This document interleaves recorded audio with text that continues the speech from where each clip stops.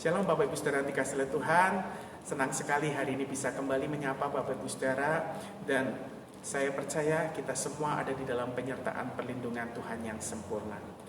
Pagi ini saya ingin berbagi dengan Bapak Ibu Saudara tentang pentingnya ada di dalam komunitas yang sehat.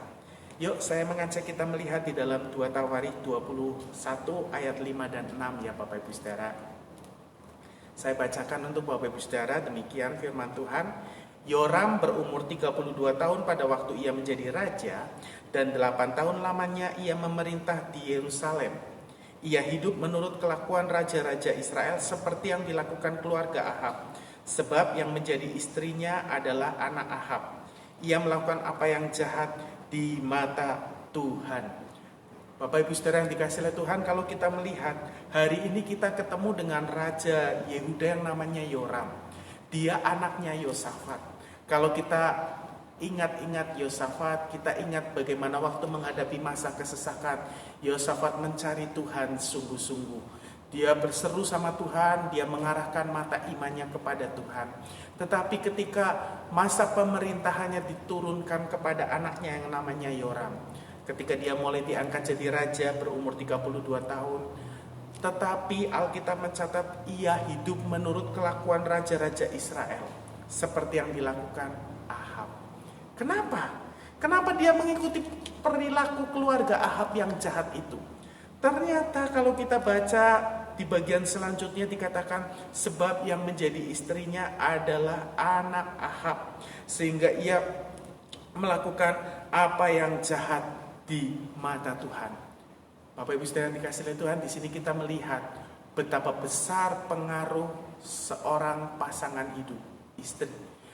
Bahkan mungkin bukan cuma istri, teman-teman, lingkungan sekeliling kita.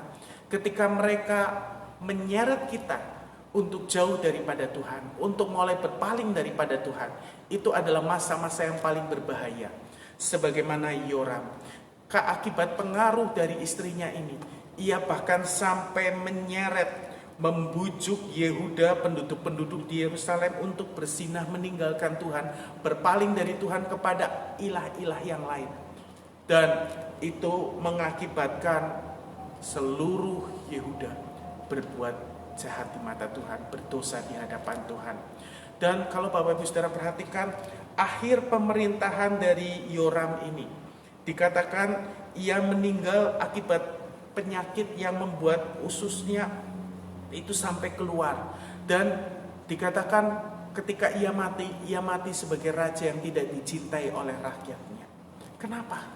Karena perbuatan yang jahat yang dipengaruhi oleh istrinya, sehingga dia mengikuti perilaku keluarga Ahab.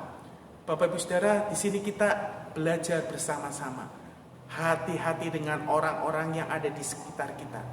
Jangan sampai kita salah memilih komunitas. Jangan sampai salah memilih pasangan hidup. Jangan sampai salah memilih teman. Karena mereka yang ada di sekitar kita harusnya adalah komunitas yang akan membuat kita bertumbuh di dalam Tuhan. Yang membuat kita semakin sungguh-sungguh mengasihi Tuhan. Ketika komunitas kita justru akan menyeret kita jauh dari Tuhan, cepat-cepat berpaling. Lari dari komunitas itu, cari komunitas lain yang sehat, yang membuat kita bertumbuh di dalam Tuhan. Sekalipun Raja Yoram ini berbuat jahat seperti itu, tapi untungnya Allah kita adalah Allah yang berpegang pada perjanjiannya. Kalau Bapak Ibu Saudara baca di ayat 7 dikatakan Tuhan tidak mau memusnahkan keturunan keluarga Daud karena ada perjanjian yang diikatnya. Allah kita sangat terikat dengan perjanjiannya. Dia tidak memusnahkan keturunan Yoram karena dia yakin dari antara garis keturunan Daud akan muncul raja-raja yang tetap takut akan Tuhan.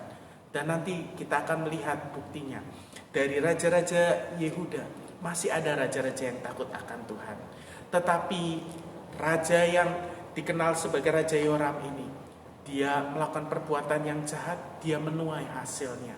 Ketika dia mati sebagai raja yang tidak dicintai oleh rakyatnya.